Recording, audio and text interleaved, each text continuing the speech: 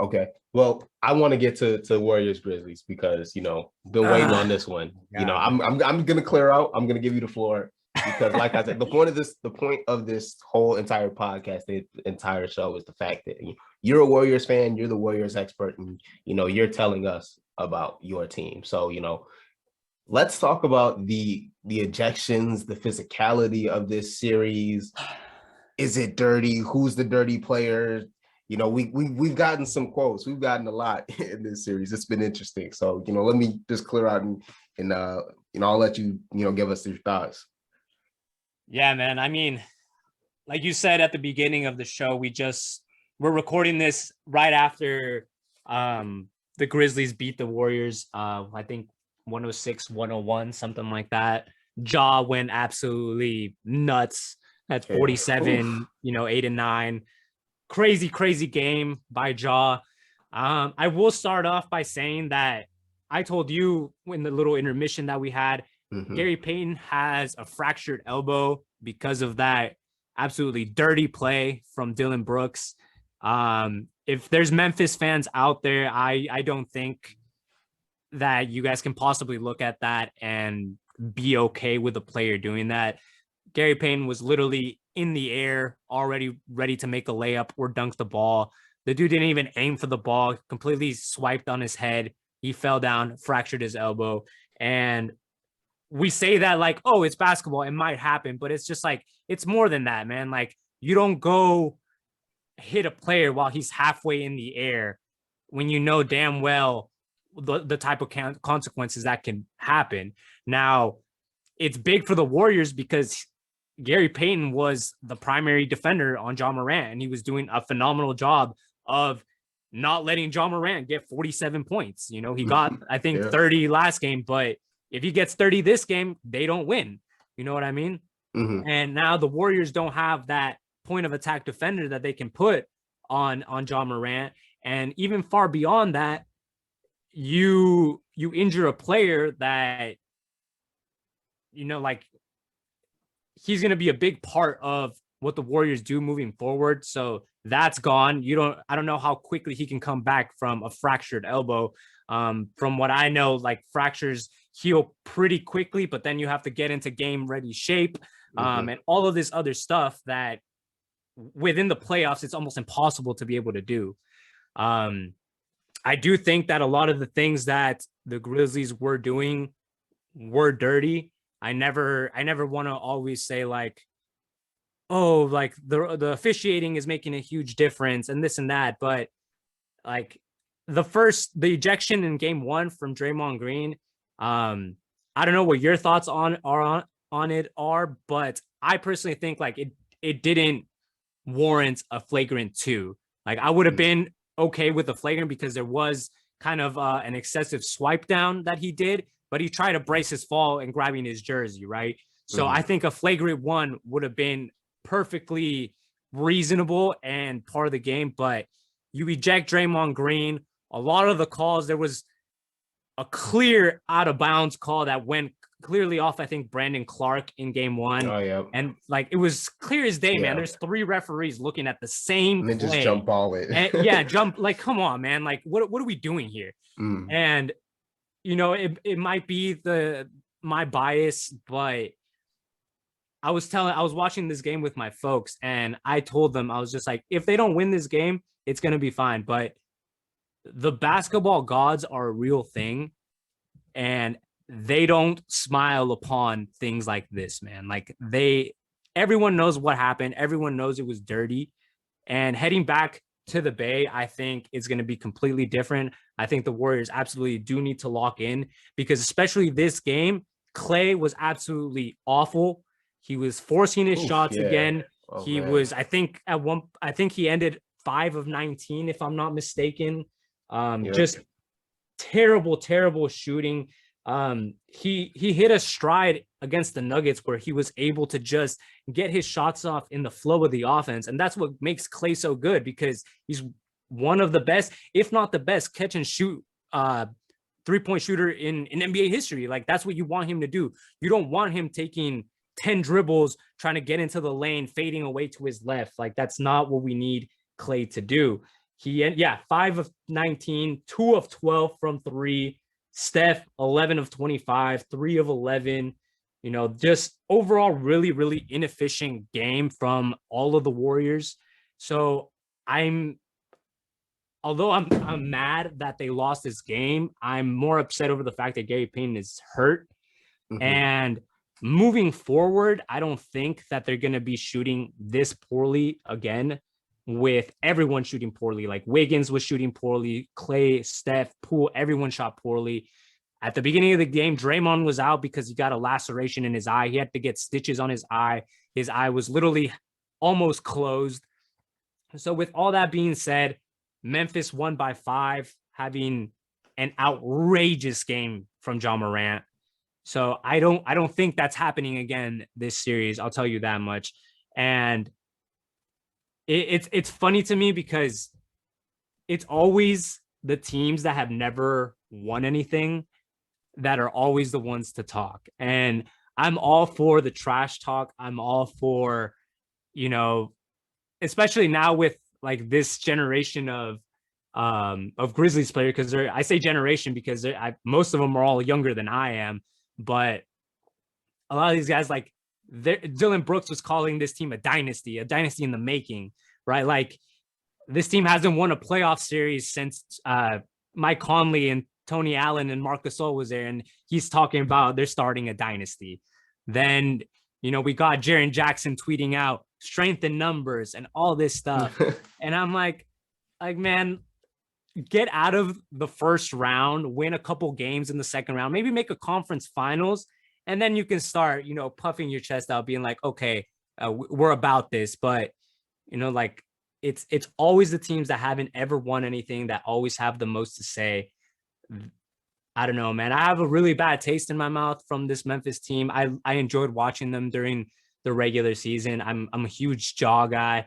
I think he's a phenomenal player, but it's really ridiculous what we've seen happen in these first 2 games, in my opinion.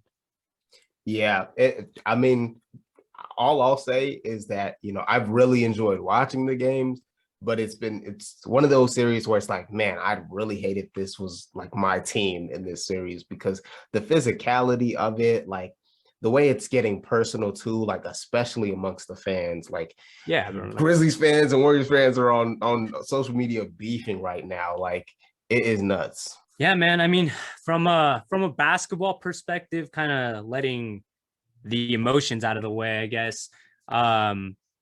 I was worried heading into the series that the Memphis Grizzlies have a ton of players who are great at rebounding. They were the number 1 offensive rebounding team during the regular season. That was a big part of why they were so good. They got second chance points. They force a ton of turnovers. They score a ton of points off of the turnovers.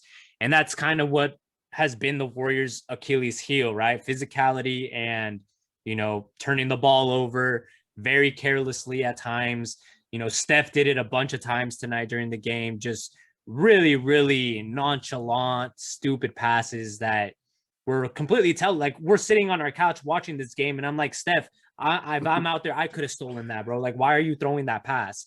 You know what I mean? But I thought that in the first game, the Warriors did a great job of kind of matching that physicality and that intensity, especially with Draymond out of the game, because like as a Warriors fan, like we know what Draymond brings to the team. We know that he's kind of the heart and soul. We know that he takes a little bit away from the offense because of his reluctance to shoot the basketball at times, but there's no denying that he's a great playmaker, that he's, arguably the best defender of this generation. So losing him was big. Once he went out, I was just like, ooh, it's going to be kind of dicey to pull out this game. And, granted, shots fell in game 1 that didn't fall today. And that's just basketball. But I wonder if the Grizzlies are going to do something more along the lines of trying to go maybe smaller. That seemed to work a little bit more today. I saw more DeAnthony Melton in the game. Tillman got a little bit more of a run. Because, I mean, Brandon Clark was in there, but after Wiggins dunked on him at the beginning, like it was kind of like he was hit or miss for the majority of the game. I do think that they need to try to ride Poole a little bit more. He's literally the only other guy on the Warriors that can create his own shot off the bounce. I would like to see Poole stop trying to, cross over the same guy 4 times before deciding to go to the hole. It's like, dude, like I don't think he's as quick as Ja going to the hole, but his first step is very fast. Like if he has one crossover and then takes that first step, there's no one that can stay in front of him. And I wish he would just kind of realize that, like, okay, like these guys aren't able to stay in front of me. Let me get to the hole like he was doing against the Nuggets. Now, granted, this Memphis Grizzlies team is a lot better than the Nuggets team, and they have better personnel to be equipped to deal with that. But it's just one of those things where I think Poole has to learn, has to live through it to be able to make those adjustments. And I don't know if you saw it in the group chat when I mentioned it, when there was a guy in our group chat that said that he thought Poole was or had been the best player on the team for quite a while. And I said that I think he's benefiting obviously from playing alongside Steph and Clay and Draymond and getting mentored by guys like Iguodala and stuff like that. But that I wanted to see how he would bounce back from having a poor game. So he was phenomenal the first 3 games of the Nuggets series, then kind of was okay, decent, kind of bad the next few games. And then game 1 against Memphis, he was phenomenal, had 31, 8, and 9, I think. And this game, he was a little bit more nonchalant, a little bit careless with the basketball. So it'll be interesting to see how he bounces back, especially in San Francisco. Now they know that they're not going to have Gary Payton, who was a huge part of the rotation in this series. So it'll be... And one other adjustment that I really hope they make is I feel like they need to put, similar to what we talked about with Luka, I think they need to put Ja in a lot more actions where he's isolated on Jordan Poole, where he's isolated on Steph. I like that matchup. Like Ja might get a quick swipe and get a steal, maybe, but chances are like he's not going to try to keep up with Steph coming downhill or Jordan Poole. Like I don't think he can stay in front of them. So yeah, I would especially swiping at the ball, he's gonna get blown past. Exactly, and I think that's something that they should kind of try to go at, just to 1, maybe get Ja into foul trouble, or 2, just make him exert more energy. Like the dude played 40 minutes today and he still put up 47 points. Like that is ridiculous. And Ja, credit to him, man. He was in his bag. Like there was layups that he was making that you just go like, bro, like how are you even like hitting the proper spot in the backboard to make the ball go in? Like it's crazy, man. But it's similarly to what prime Russell Westbrook was kind of doing to the Warriors back in the day. Like there was a time where we had no answer for prime Russell Westbrook. He was just so explosive, so fast. Once he came downhill, it's just like you kind of have to get out of the way or else it's going to be an and one dunk like in your face. So it'll be interesting to see what adjustments they make going forward, especially because I think they need to win these next 2 games. I don't want to go back to Memphis tied to a piece. I don't want to go back, obviously, down 3-1 to Memphis, because that wouldn't be good for anyone. Yeah. But I think these next 2 games are essentially the series. If the Warriors can pull these off, they'll be up 3-1, go back to Memphis. Then they have a couple chances to close it out there. But even if they go down 2-1, they need to absolutely get at least one of these at home, because going back 3-1 down in Memphis, well, I don't think it's going to happen, but crazier things have happened in the NBA. Yeah, I mean, I can see Golden State going ahead and winning both of those, but I also think Memphis is a team that's not really going to care about having to play on the road, because they're not rattled. Yeah, they're living off of it. They kind of want to shush that crowd, so absolutely that's going to hype them up. But I think the Warriors will also be up for the fact, like Gary Payton. They're going to want to play well in honor of him, and the fact that he's injured. So I think that's going to add like another element of intensity for them where, they're not going to be as lackadaisical. Some of those shots, they're really going to be focused, and maybe Clay won't be pressing as hard. I think they're really going to have a next level focus coming into this next game, and so I'm going to be very, very curious to see how Memphis responds. One thing I do want to say, kind of point out, like I'm actually not as bothered by Memphis's trash talking as you, like many other people have been. I actually kind of encourage it, to be honest, because I feel like, generally in the NBA, we hear a lot of complaints about like there are no more rivalries, players don't trash talk, but this team, like they don't really care. Like I get what you say about, kind of needing accomplishments to back up that trash talk, but I also feel at the same time, like, Magic Johnson was talking trash straight out of college. Jordan was talking trash straight out of college. Like it didn't matter. Like, and maybe they weren't necessarily talking trash to like the top players in the league at the time, but like I feel like they didn't care. Those were guys. They were the top players coming in, though. That's the thing. They were already hella good when they came in. And Ja's hella good. I don't mind Ja like that thing where people got like all upset because he posted that Jordan meme. I'm like, if random. Oh, I didn't care about that.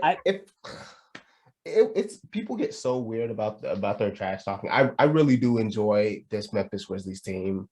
Like even the trash talking thing, I'm all in for it because they've been backing it up all season. I mean, they can go ahead and call themselves a dynasty if you're gonna go ahead and then also get the record for wins for your franchise that year, and then make it out the first round like you haven't done before, and like be competitive against Golden State. Like, yeah, you're gonna eventually need to start winning, unless those quotes will come back to haunt, like on you if they don't. But I don't mind it for now. Like, they're young, they setting goals for themselves, speaking things into existence, and chasing after things and actually making it look pretty realistic is a lot of people are really surprised by that, because with Memphis, I noticed like with their trajectory, what happened with their season, like there were some early adopters when Memphis was good, that were like, hey, like this team has this statistical profile of like a title contender. And there was immediate pushback to that because Memphis is a young team. And, there were critics that were like, I don't believe in them. They're a young team. This is just the regular season thing. And the fact that they've been this good in the playoffs, like, got to give them their props and got to give them their due, I think. I see where you're coming from, but also like, I don't know. It's not so much posting the Jordan pick, things like that. It's also like that, like the air. I don't want to seem like, because I'm all for like talking trash during the game. Like I love when they're talking to each other, because I would be a hypocrite saying I don't like that they're talking trash, but Draymond Green talks trash every chance he gets. You know what I mean? Mm-hmm. But at the same time, like, I don't know. Do you consider any of the Warriors players dirty? I don't really, for me, like, I don't really consider many players dirty in general. Right. But I mean, generally speaking, Dylan Brooks last year, I'm pretty sure led the league in fouls. Like I am all for playing, your heart out. I'm all for playing really, really tough defense and all of this stuff, man. But when it gets to the point where you're being dirty about it, like the arrogance is being matched by dirtiness as well, that's when it's an issue for me, because like you don't see Clay trying to, when Jaw's going up for a dunk the way he does, no one's trying to land underneath the jaw or take him out in the middle of the air, knowing damn well what can happen if you do that. You know what I mean?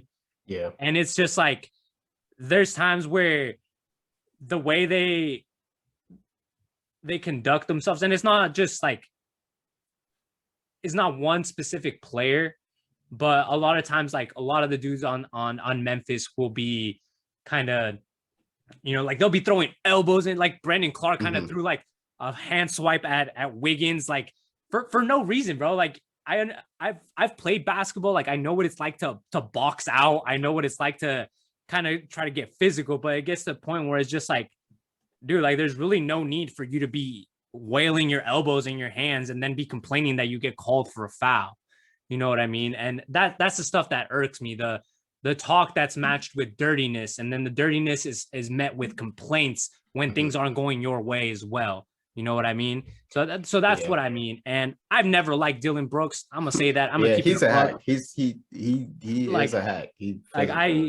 He's one of those guys where few players in the NBA have ever got up to that level of, you know, fuck you to me, but he's definitely up there. Same with Danny Green, but I think Dylan Brooks has kind of surpassed that as public enemy number one for sure. But, you know, keeping all the feelings aside, I think that this is going to be a great series going down the stretch. I'm excited to see it. Like, it's definitely been a long time coming. These last 2 years being a Warriors fan, I haven't felt like the anxiety, the damn what's going to happen in this game feeling. Stuff, yeah. Yeah, the playoff stuff. You know, it even in that game that they lost to Denver in the first round, I was just like, damn, you know, like kind of get you that gut punch. But that's what playoffs are, man. Like, you know, at the end of the day, we're all fans. We're all trying to watch good basketball. You know, I would not be surprised if Memphis was able to get out of the series. I would not be surprised, you know, but I do think that the Warriors have much more championship experience. They've been there. I'm a huge believer in, you know, you have to have some playoff struggles. You know, not every team does, obviously, but if we look back at a lot of the championship teams from the past, at one point or another, they've either lost multiple years in a row in the playoffs, whether it be first round, second round, whatever it may be. There's teams that have lost the finals too. So based off of that, I'm going to go with the, you know, the experience and the composure that the Warriors have. And I think they win in 6. So that's going to be my prediction. I don't think we're in alignment there. I'd say 5 or 6, to be honest, too. I'm a real, you know, believer in what Golden State does.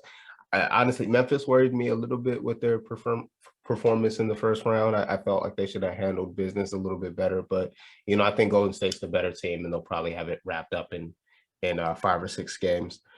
I do, you know, want to transition away from the series and talk about some general Golden State things for the future before we close out. Absolutely. And just like generally, you know, I'm, you know, curious what you think the Warriors title window is, you know, in the future. Like, you know, how long do you think this window is open as presently constructed with this current team?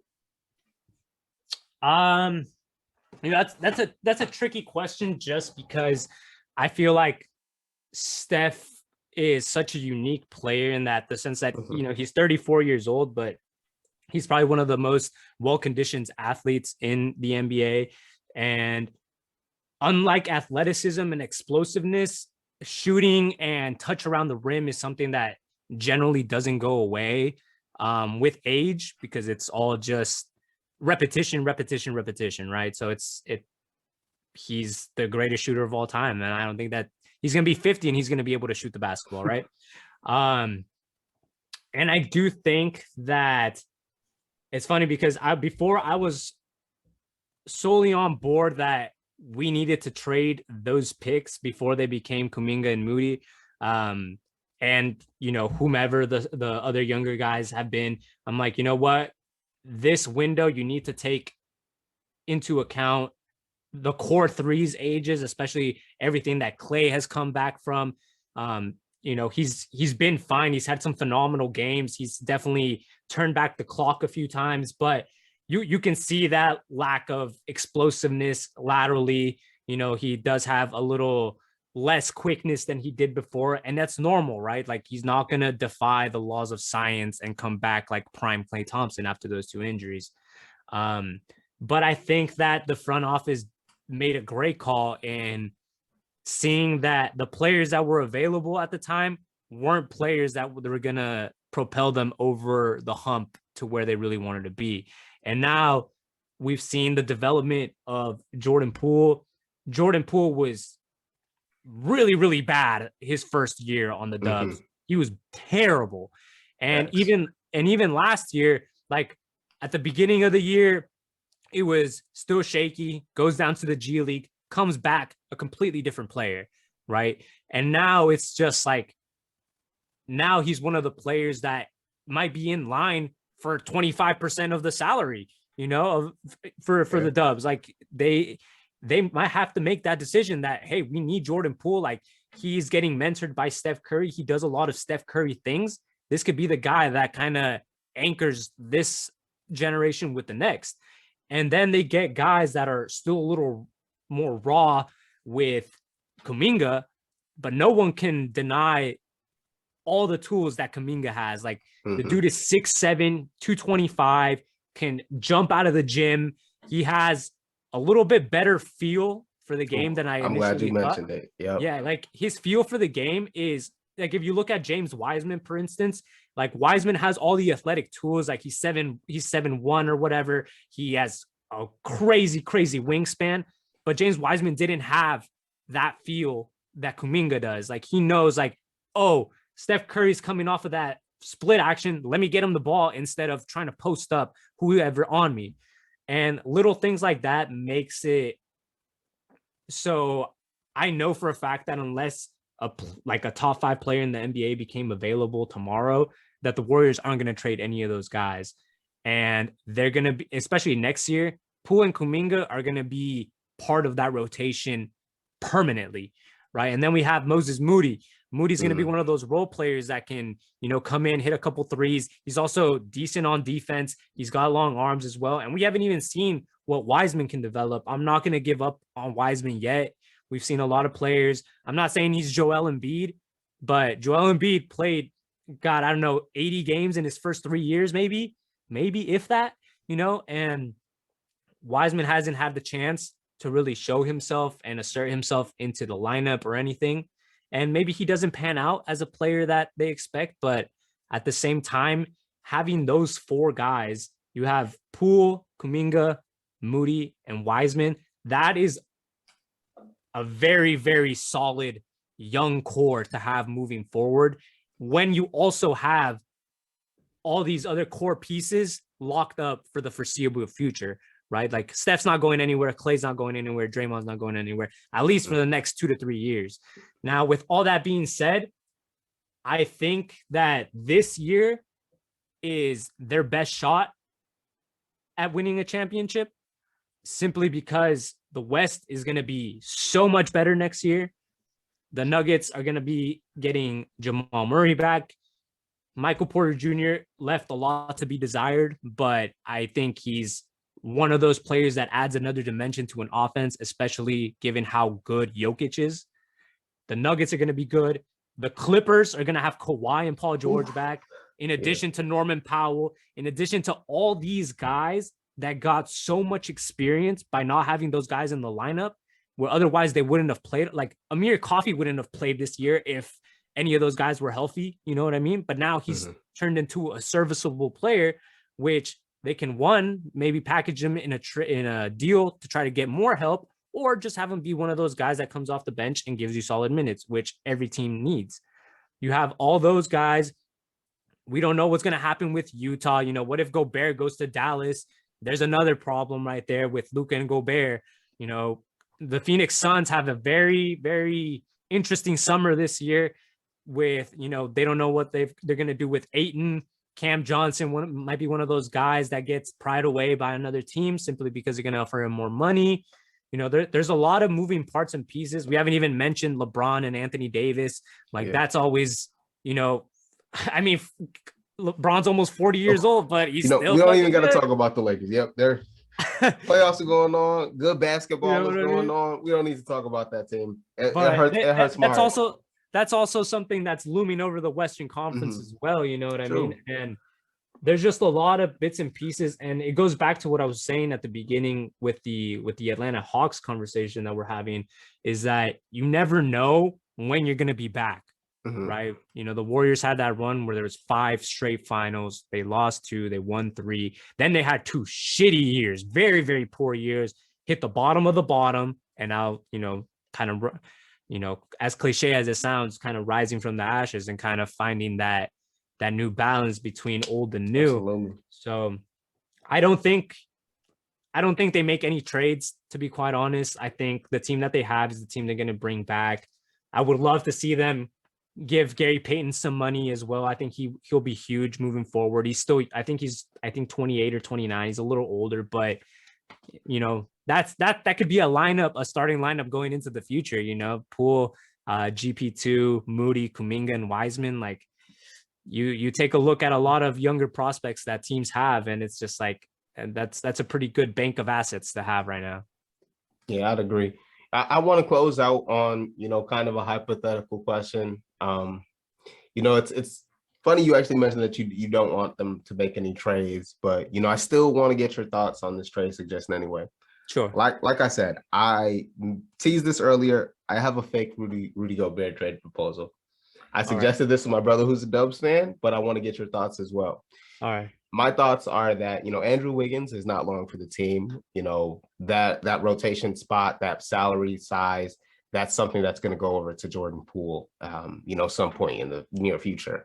Right. Why not try and cash in Andrew Wiggins as an asset, pair him with Wiggins, maybe a future protected pick, and, put that offer up to Utah for Rudy Gobert. I think he fits a position of need at the center. I think he defensively provides, some of the things Golden State needs. I think he can fit in lineups with Draymond, and they're a team that, you have Draymond, so it's not like you need to play him at the center for 35 minutes every playoff game. You can afford to take him out and go small. So, that's kind of my thought. I think it may be like the best destination for Gobert, and I think it could be something that pretty formidable for the Warriors, because Draymond's used to playing with a center who can't shoot. He played a bunch of minutes with Kevon Looney. Like, I don't think it'll be as bad on the offense as I, might initially want to think. But I just want your thoughts on that.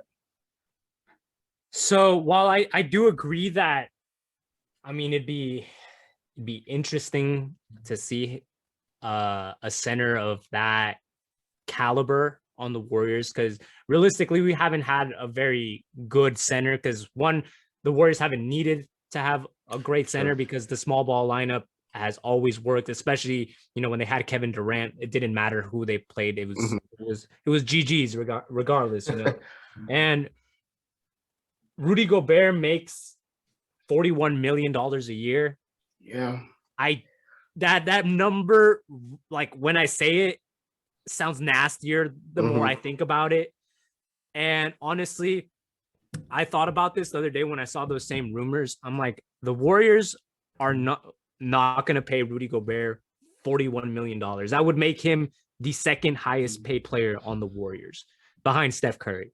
That means he's going to be making $16 million more than Draymond Green. Draymond Green's not going to have that. I don't think Draymond Green really likes That's Rudy a fair Gobert. Point. You know what I mean? And truthfully, and I think I'm like speaking for a lot of Warriors fans here when I say that all we have needed is someone to eat up minutes. Like that's all we need, because at the end of the day, they're going to ride the small ball lineup till the wheels fall off. Like they're, regardless of who they have at that, it could be Rudy Gobert, it could be Miles Turner, it could be, God, I can't think of another, Rashawn Holmes or whomever, it could be any of those guys. At the end of the day, they're going to play Draymond at the 5 because it's worked time after time. And until they prove that it doesn't work anymore is probably when they're going to switch it. And that's how Steve Kerr thinks.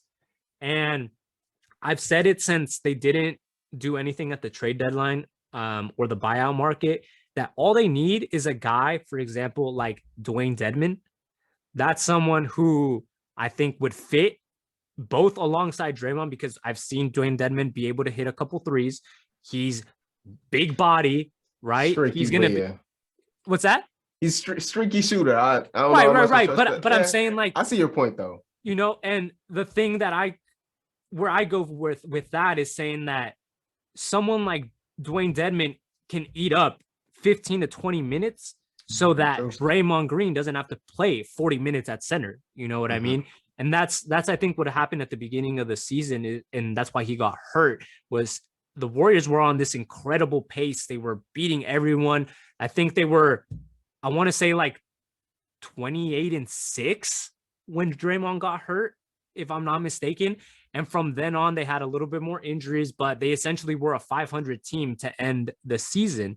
And a lot of that could have been avoided having another center or two to eat up minutes. And it's funny because before they were like always trying to have like 5 or 6 centers on the bench. And now they don't have any. Before they had like Zaza and David West and JaVale McGee and like all these guys. And I'm like, bro, why couldn't you guys bring one of those guys, to kind of eat up those minutes?